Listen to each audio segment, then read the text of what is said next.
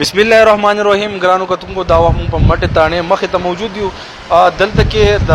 مټه تانه کم سرکل چې د ټولو پولیس په جمع باندې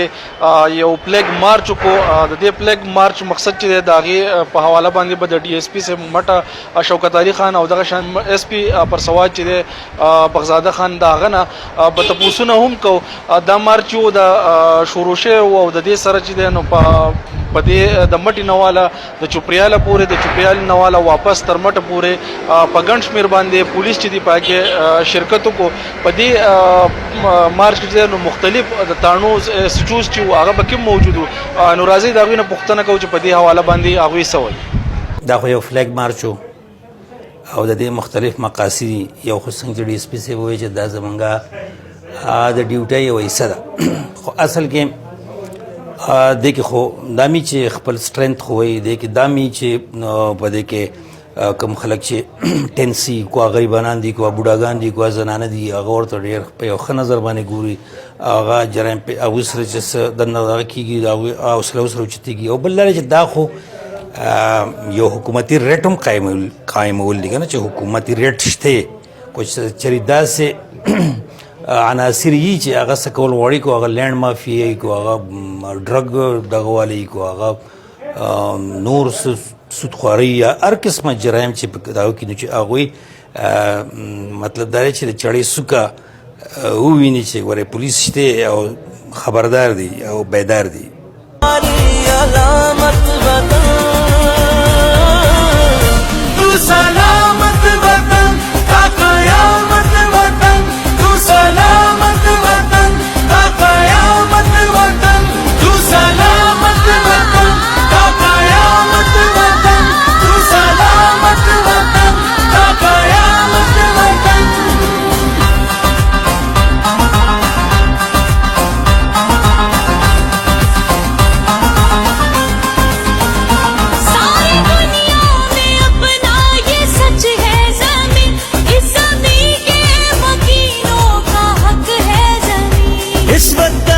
इस भारत तो एक है मुख्तलिफ है जुबां बात तो एक है इस समंदर से ऊपर पहाड़ों तक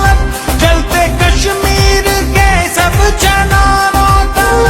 तेरा हर दर्द में हर खुशी तू ही तू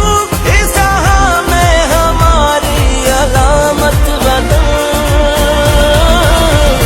तू सलामत वतन ता कयामत वतन तू सलामत वतन ता कयामत वतन.